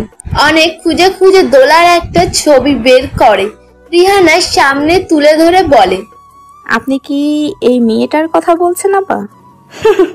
এই মেয়েটাই তো। আপনি একে চিনেন নাকি? ধাক্কাটা সামলে উঠতে জাহিদার বেশ কিছুক্ষণ সময় লাগে। তার সমস্ত শরীর ভেঙে চুরে যাচ্ছে। রিহানা অবাক হয়ে বলে, কি হলো আপা, শরীরে খারাপ লাগছে নাকি? আর এই মেয়ে কি হয় জারিফের? জাহিদা ঝাপসা চোখে রিহানার দিকে তাকায়, কাঁপা কাঁপা গলায় বলে, ও জারিফের ফুফাতো বোন, আর কিছু না। দুপুরের সময় অলসতার চোখ দুটো লেগে যাচ্ছে বারবার। বইটা বুকের উপর দিয়ে চিত হয়ে শুয়ে চুপচাপ শুয়ে আছে। ইউরার অর্ধবার্ষিক পরীক্ষা শেষ। দোলারও পরীক্ষার সামনে, তাই 15 দিনের জন্য ফারিনের সাথে কথা বলে এই টিউশনিটা বন্ধ রেখেছে। অথচ পড়াশুনো কিছুই হচ্ছে না। সারাদিন ঝিম মেরে রুমে বসে থাকে। তৃতীয়বারের মতো ফোন বেজে ওঠে। দোলা বিরক্ত হয়ে ফোনটা হাতে তুলে নিয়ে রিসিভ করে, কানে ধরে। ওপাশ থেকে দবির রহমান বলে ওঠে, তা তোমার পরীক্ষা কবে, ডেট দিয়েছে? না, পড়ছিলাম। হঠাৎ আমার পরীক্ষা নিয়ে পড়লে যে আব্বু, ব্যাপার কি? তোমার জন্য একটা সম্বন্ধ এসেছে, সেটা নিয়ে আলোচনা করতে চাই তোমার সাথে। মানে সেদিন না বললাম আমি বিয়ে করব না, এখন আবার কেন? শোনো আগে কথাটা। বেশ ভালো ঘর থেকে সম্বন্ধ এসেছে। ছেলে কোনো ইন্টারমিডিয়েট পাস, কসমেটিক দোকানদার না, ছেলে উচ্চশিক্ষিত, ঢাকায় পড়াশোনা করছে। থামো আব্বু, তুমি ভেবেছো আমি প্রস্তাবগুলো ফিরিয়ে দেই শুধুমাত্র পাত্র, দোকানদার আর অল্প শিক্ষিত থাকতো বলে? তবে অন্য কোনো কারণে তো তুমি বলনি। পড়াশোনা করতে চাও, করবে পড়াশোনা। এই ছেলে পড়াবে তোমাকে। দিয়ার বিয়েটা আটকে আছে তোমার জন্য। আসিফ বিয়ের অনুমতি পেয়েছে। তুমি এখন এত নোটাঙ্কি করো না। তো দিয়ার বিয়ে নিয়ে সমস্যা? তো দিয়ে দাও না ওর বিয়ে। কে বারণ করেছে তোমাদের? তুমি অনুমতি দিলেই তো হয়ে যায় না মা। আমরা তো আমেরিকায় থাকি না। এই মফস্বলের সমাজে বড় বোনের আগে ছোট বোনের বিয়ে হয়ে যাওয়া মানে বড় বোনের খুঁত আছে বলে ধরে নেয় লোকে। জীবিত থাকতে মেয়ের এত বড় ক্ষতি তো করতে পারবো না। ভালো ভালো তোমার বিয়েটা দিয়ে তবে দিয়ার বিয়েটা দিব। মেয়ের ক্ষতি চাও না তো মেয়েকে জোর করে তার যার গলায় ঝুলিয়ে কোনো উপকার করতে চাও মেয়ের? গলা নামিয়ে কথা বলো। একেবারে মায়ের মতো বেয়াদব হয়েছ। মুখ চালাতে জানো? সবাই খুব একটা খারাপ বলে না, মায়ে মান বুঝি। যার তার গলায় ঝুলাবো কে বললো তোমাকে? আমাকে কি এত অবিবেচক মনে হয়? উপজেলা চেয়ারম্যান তৌকির আহমেদের ছোট ভাই তার বাবাকে দিয়ে তোমার ছোট চাচার কাছে প্রস্তাব দিয়েছে বিয়ের। যার তার গলায় ঝুলবে না, সারা জীবন রানী বানিয়ে রাখবে তোমায়। কার কথা বললে? ছেলের নাম শেখ তৌসিক আহমেদ, তৌকির আহমেদের ছোট ভাই। ঢাকা থেকে পড়াশোনা শেষ করে বরগুনা এসে বাপের ব্যবসা সামলাচ্ছে। তোমাকে পছন্দ করেছে। আজ বিকেলে তৌকির আহমেদ নিজে আসবেন আমার সাথে কথা বলতে। ফোনে বলল। দোলার কিছু না শুনেই ফোন কেটে দেয়।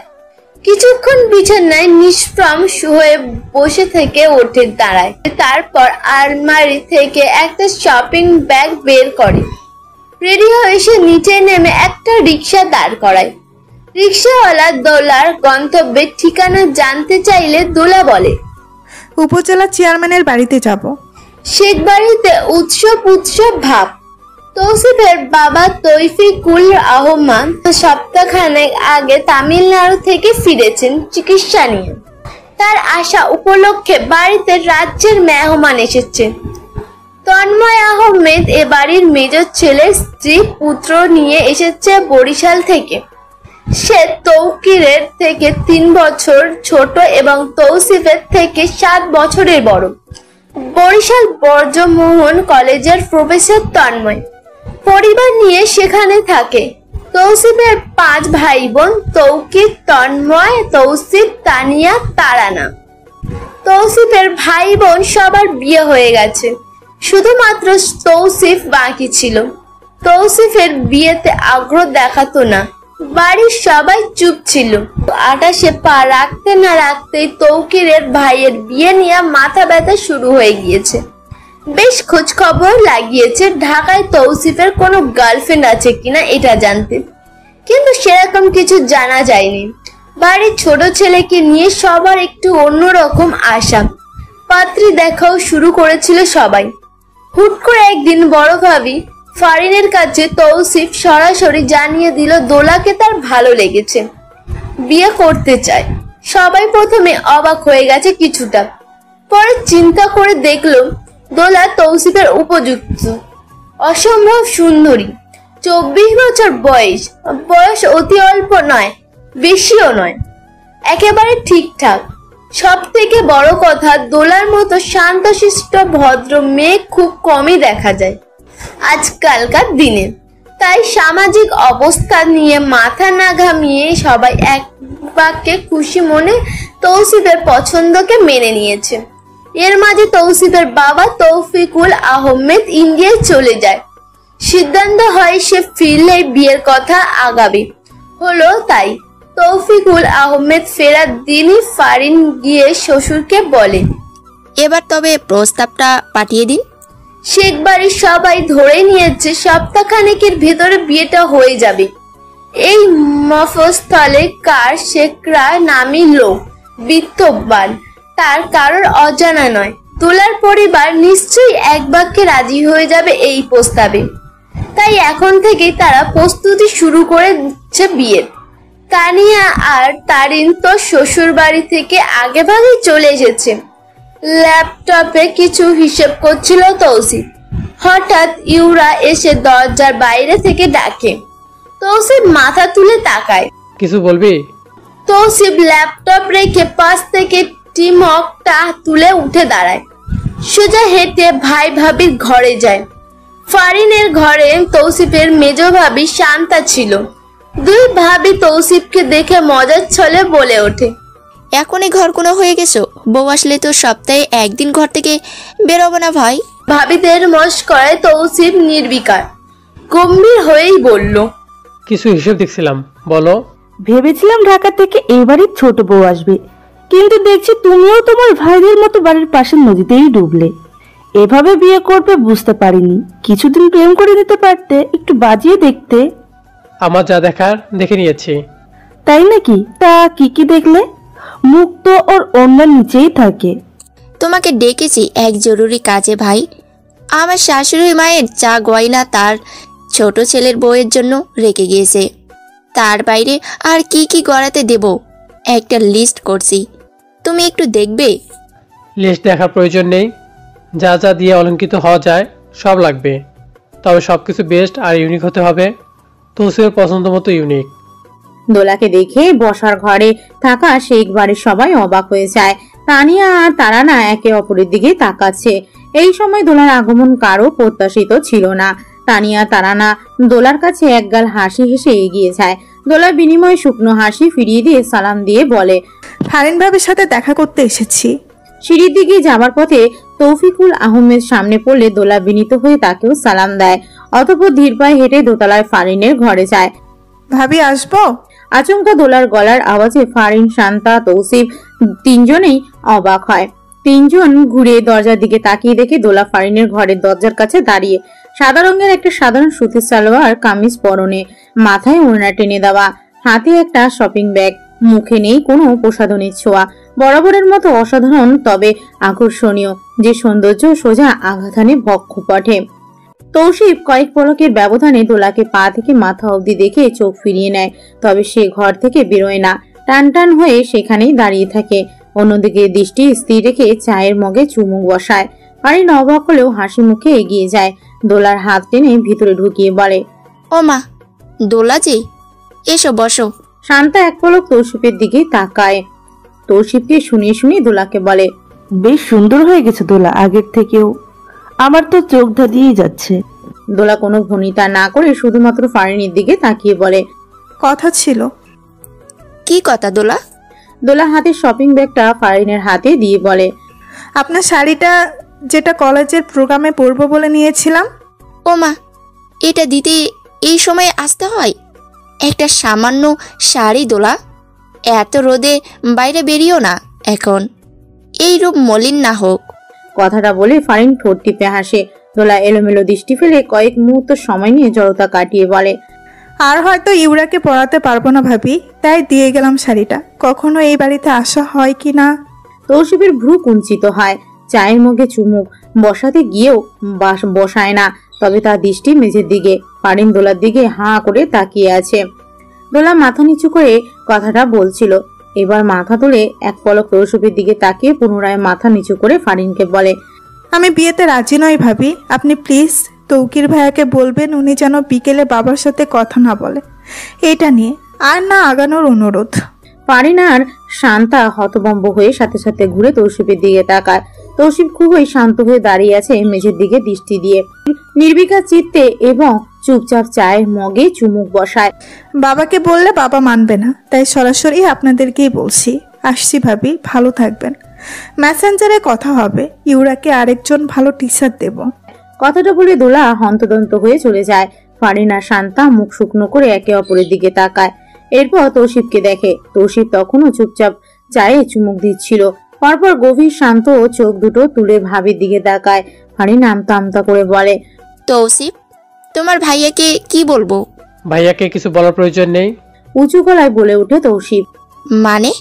তোমার ভাইয়া জরুরি কাজ ফেলে দোলার বাবার সাথে বসতে চেয়েছিল, এখন বলছি তো ভাইয়াকে কিছু বলার প্রয়োজন নেই। শান্তা আর ফারিন দুজনেই চমকে ওঠে।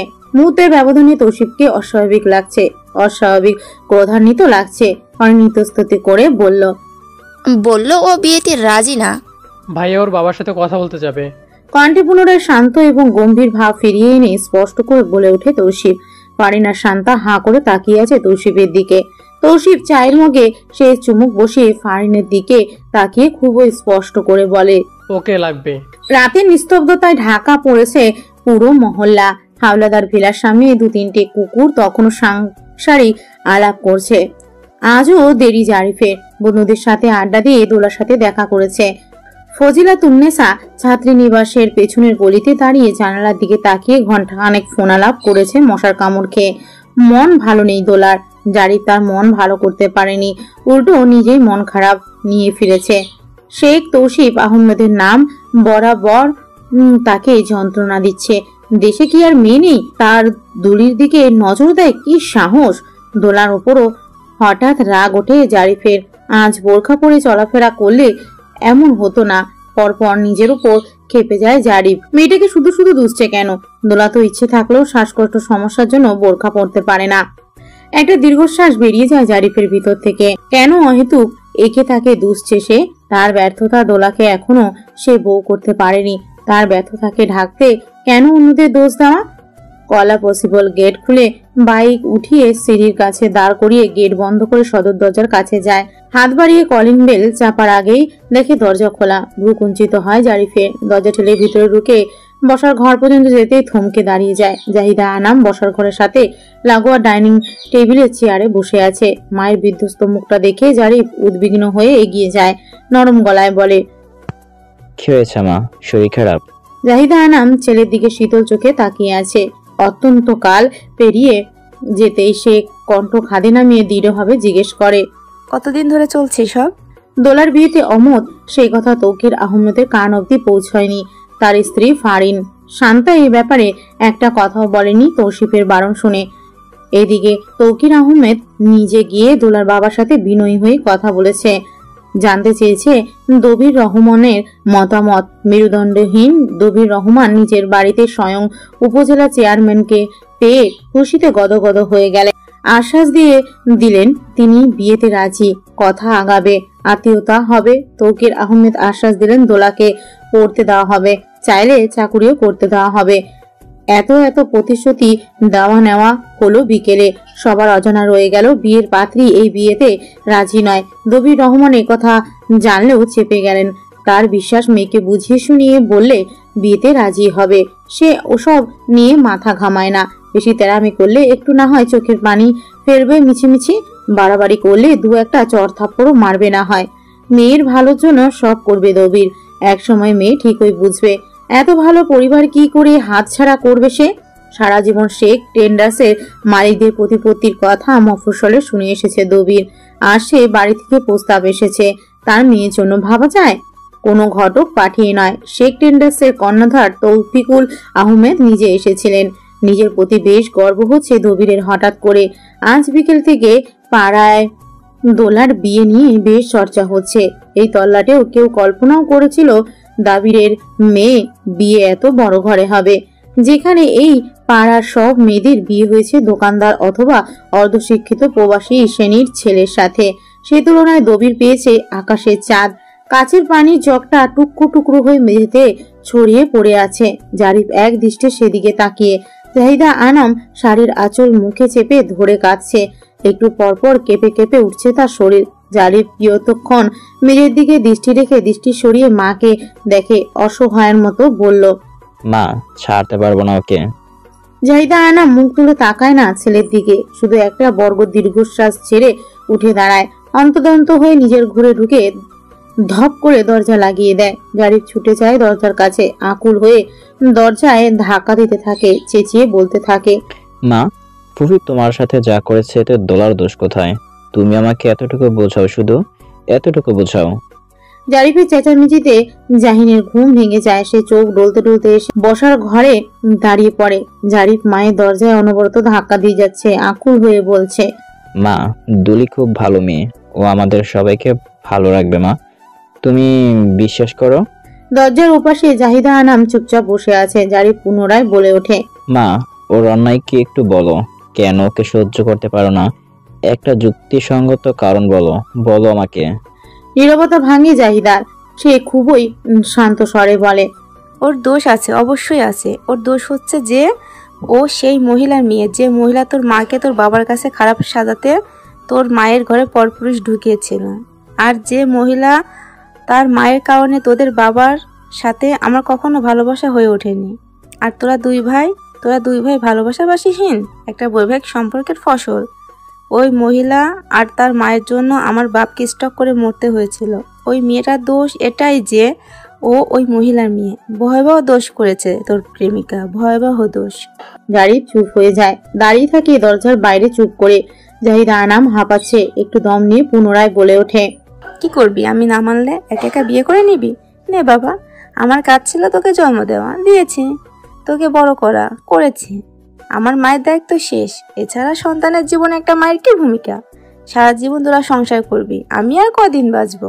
আমার ইচ্ছা অনিচ্ছাকে প্রাধান্য কেন দিবি? জীবন তো দে, যা বিয়ে করে আন, যা। কথাগুলো বলতে বলতে কান্নায় ভেঙে পড়ে জাহিদা আনাম। জারিফ চুপচাপ দাঁড়িয়ে থাকে।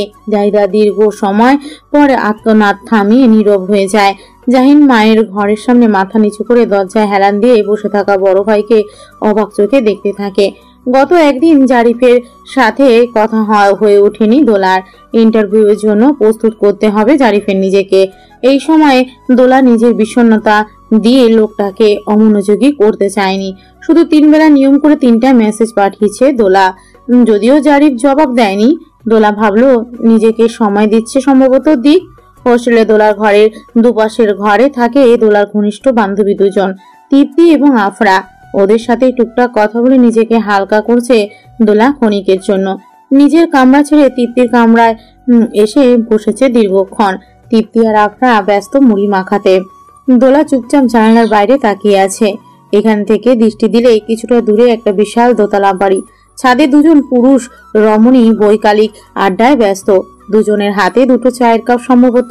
আস্তে আস্তে কুটি কুটি হয়ে একে অপরের গায়ে সমুদ্রের ঢেউয়ের মতো আছড়ে পড়ছে। দোলার অবচেতন মন দেখলো ওখানে দোলা আর জারিফি দাঁড়িয়ে। দোলা একটা লাল রঙের সুতি শাড়ি পরেছে, জারিফ একটা বাটিকের পাঞ্জাবি। দৃশ্যটা কল্পনা করে গভীর নিঃশ্বাস ফেলে দোলা। কখনো কি এমন সুন্দর কল্পিত দৃশ্যটা বাস্তব হয়ে দোলার সামনে আসবে? রোজ বিকালে জারিফ অফিস থেকে ফিরলে দুজন মিলে ওভাবে ছাদে ঘনিষ্ঠ হয়ে বসে চা পান করবে, ঠিক ওই যুগলের মতো। এদিকে তার ফোন বেজে চলেছে সেই তখন থেকে। দোলা ফোন হাতে তুলে আবারও রেখে দেয়। দোলার বড় ফুপু ফোন দিয়েছে। এভাবে একের পর এক ফোন এসেই চলেছে বাড়ি থেকে। ফুপুরা, ফুপারা, চাচারা, চাচিরা সবাই যেন হঠাৎ করে খুব দায়িত্বশীল অভিভাবক হয়ে উঠেছে দোলার। যারা দোলার জীবন গঠনে কাজ করেছে তার বিশিষ্ট মেরুদণ্ডহীন বাবা দবির রহমানের আন্ডারে। দোলা ফুপুর ফোন ধরলো না। তৃপ্তি আর আফরার সাথে মুড়ি মাখাও খেলো না। তার ইচ্ছে করছে ছুটে যেতে জারিফের কাছে, ছুটে গিয়ে বলতে, জারিফ আমাকে তুমি বিয়ে করে নাও, মামি না মানলেও করে নাও। এই তোদের এখানে দোলা এসেছে? হোস্টেলের ওয়ার্ডেনের সহকারী এসে 303-এর দরজায় দাঁড়িয়েছে। দোলার মলির মুখটা তার নজরে পড়তেই বিরক্ত হয়ে বলে, তুই এখানে দোলা? তোকে পুরো হোস্টেল খুঁজে এলাম, চল আমার সাথে, ওয়ার্ডেন স্যার তোমাকে ডাকছে। দোলা নিস্তেজ কণ্ঠে বলে, আমাকে কেন? তোর সাথে কেউ দেখা করতে এসেছে। দোলার ইচ্ছে করছে না বাড়ির কারোর সাথে দেখা করতে, একেবারে ইচ্ছে করছে না। ওয়ার্ডেনের সহকারী সঞ্জিদা বিরক্ত নিয়েই বলে, আরে কি হলো কি, চল তোর মামি এসেছে। দোলা চমকে ওঠে। তৃপ্তি আর আফরাও সঞ্জিদার মুখের দিকে তাকায়, তারপর ঘুরে দোলার দিকে তাকায়। দোলা আটকে আটকে বলে, কে এসেছে? তোর মামি জাহিদা আনাম নাম, কদমতলা স্কুলের সরকারি শিক্ষিকা। সদর রোডের মসজিদে মাগরিবের আজান দিয়ে দিয়েছে। জানালা থেকে যেটুকু আলো আসছিল তা এখন নেই। অভিভাবক মিটিং রুমের বাতি নিভানো। জাহিদা আরাম চেয়ার থেকে উঠে দাঁড়ায়। তার দৃষ্টি দোলার সিথির দিকে, যে কিনা তার দুটো পা জড়িয়ে ধরে মেঝেতে বসে আছে। এখন আর কাঁদছে না দোলা, শুধু মাথাটা জাহিদা আনামের হাঁটুতে ঠেকিয়ে রেখেছে। জাহিদা আনাম খুবই শান্ত ভঙ্গিতে দোলাকে বলে, পা ছাড়ো দোলা। মামি প্লিজ। অদ্ভুত শোনাচ্ছে দোলার কণ্ঠস্বর। শব্দ দুটো কণ্ঠনারী ছেড়ে বেরিয়েছে যেন। জাহিদা আনাম দু চোখ বন্ধ করে আবারও চোখ মেলে তাকিয়ে বলে, দোলা পা ছাড়ো। মামি আজীবন আপনার দাসী হয়ে থাকবো। এবার দোলা ডুকরে ওঠে। সে কাঁদছে, বাঁধ ভাঙা কান্না। জাহিদা আনাম ভাবলেশীন। দোলা আরো শক্ত করে জাহিদা আনামের পা জড়িয়ে ধরে, আকুল হয়ে বলতে থাকে, দয়া চাইছি মামি। জাহিদা আনাম এলোমেলো দৃষ্টি দিয়ে আশেপাশে তাকায়, তারপর কিছুটা ঝুঁকে জোর করে দোলার হাত থেকে নিজের পা ছাড়িয়ে নিয়ে বেরিয়ে যায়। দোলা মেঝেতে ওভাবেই পড়ে থাকে বিধ্বস্ত হয়ে উচ্ছিষ্টের মতন। তৃপ্তি আফরা দোলাকে খুঁজে খুঁজে হয়রান। 1 ঘন্টা হয়েছে প্রায়, এখনো কামরায় ফেরেনি দেখে দুজনেই খুঁজতে নেমেছে তাকে। পুরো হোস্টেল খুঁজে অবশেষে এক সিনিয়র আপুর থেকে জানতে পারলো দোলা অভিভাবক মিটিং রুমে আছে। দোতলা থেকে সিঁড়ি বেয়ে লবি ধরে নাক বরাবর হাঁটতে থাকে দ্রুত পায়। নিচতলার স্টোর রুমের কাছে এসে ডানে ঘুরতেই পা থমকে যায় আফরায় তৃপ্তির। দোলা বিধ্বস্ত হয়ে দেয়াল ধরে ধরে হাঁটছে। বিকট চিৎকার দিয়ে তৃপ্তি এগিয়ে যায়। দুজনে দুপাশ থেকে ধরে দোলাকে। উৎকণ্ঠা নিয়ে তৃপ্তি বলে, এ কি হাল তোর? কি হয়েছে? বুকে ব্যথা করছে? দোলা জবাব দেয় না, দিতে পারে না। তবে ওরা দুজন এইটুকু বুঝলো দোলার শ্বাসকষ্ট হচ্ছে। বাড়তি প্রশ্ন না করে ধরে ধরে দোলাকে 304 এনে বিছানায় বসায়। তৃপ্তি দোলার গা থেকে ওড়না সরিয়ে ফেলে। পেছন থেকে কামিজের ভিতরে হাত ঢুকিয়ে পিঠে ম্যাসাজ করতে থাকে। আফরা ছুটে গিয়ে দোলার ডয়ার থেকে ইনহেলার এনে দোলাকে দেয়। নিস্তেজ নিষ্প্রাণ মরা গাছের মতো তৃপ্তির গায়ে পিঠে এলিয়ে পড়ে আছে দোলা। ওরা দুজন দোলার থেকে জানতে চায় না কি হয়েছিল এই 1 ঘন্টায়। সহানুভূতি মাখা হাতে দোলাকে আঁকড়ে বসে থাকে। শুধু দোলার ফোন বেজে উঠলো। আফরা ফোনটা হাতে নিয়ে দোলার দিকে তাকিয়ে বলে, আঙ্কেল কল দিয়েছে, কেটে দিই। রিসিভ করো, ক্ষীণ স্বরে বলে দোলা। আফরা কলটা রিসিভ করে লাউড স্পিকারে রেখে দেয়। ওপাশ থেকে দবির রহমান তেতে ওঠে। এসব কি বয়া দেবী দোলা? চাচা ফুপুদের ফোন ধরছো না? কি শুরু করেছো কি তুমি? আমার স্ট্রোক না করিয়ে তোমার শান্তি। আব্বু। দোলার অসুস্থ কণ্ঠ দবিরকে থামিয়ে দেয়। খানিকটা বিচলিত হয়ে বলে, ঠিক আছো তুমি? কণ্ঠ এমন শোনাচ্ছে কেন? দোলা সেসব কিছু জবাব না দিয়ে অস্পষ্ট স্বরে বলে ওঠে, আমি বিয়েতে রাজি আব্বু। দরজা ঠেলে ভিতরে পা রাখতেই জাহিদা আনামের নজর চলে যায় জারিফের দিকে। জারিফ মায়ের দিকে তাকিয়ে আছে। ছেলের চোখের দৃষ্টি দেখে তার অনুভূতি পড়তে পারছে না জাহিদা। ভিতরে ঢুকে দরজা বন্ধ করে দেয়াল ঘড়ির দিকে তাকায় সে। হোস্টেল থেকে বেরিয়ে ছোট বোনের বাড়িতে গিয়েছিল। সেখান থেকে ফিরতে ফিরতে রাত বেজেছে 8টা। কাদের ভেনিটি ব্যাগটা নামিয়ে হাতে নিয়ে নিজের ঘরের দিকে পা বাড়াতেই জারিফ বলে ওঠে, দোলাকে অপমান করলে? জাহিদা আনাম দাঁড়িয়ে পড়ে, মাথা ঘুরিয়ে ছেলের দিকে, ছেলের চোখের দিকে দৃষ্টি রাখে। জারিফের দৃষ্টি শান্ত শান্ত নিচু কিন্তু দৃঢ় কণ্ঠস্বর পুনরায় জিজ্ঞেস করে, অপমান করে কি শান্তি পেলে কতটা? জাহিদা আনাম শুকনো হাসি হাসে বলে, নালিশ করাটা খুব ভালোই জানে দেখছি, মায়ের মতো। জারিফ দাঁতে দাঁত চেপে ডাইনিং টেবিলের উপর থেকে একটা গ্লাস উঠিয়ে ফ্লোরে ছুঁড়ে মারে। জাহিদা নির্বিকার। জারিফ চেঁচিয়ে ওঠে, ও নালিশ করেনি, ওর বান্ধবীদের থেকে জেনেছি। বলো কি শান্তি পেলে? অপমান করিনি, শুধু বলেছি ওর গায়ে আমার ছেলের দেওয়া বেনারস উঠলে কিছু টাকা যেন বাঁচিয়ে রাখে আমার কাফনের কাপড় কেনার জন্য। জারিফ আহত চোখে মায়ের দিকে তাকিয়ে থাকে। জাহিদা জারিফের সেই দৃষ্টি উপেক্ষা করে ব্যস্ত পায়ে হেঁটে নিজের ঘরে ঢুকে দরজা লাগিয়ে দেয়।